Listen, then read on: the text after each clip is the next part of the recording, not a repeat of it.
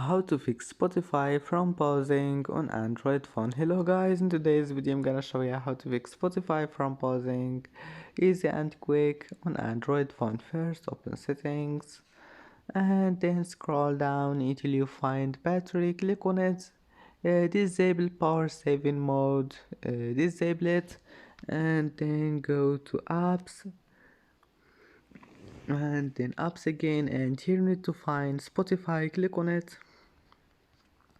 Now just go to data usage, enable this one background data, and then go to this one power usage and click launch settings and enable run in background, and that's it. Now just restart your phone and try again and your problem must be fixed.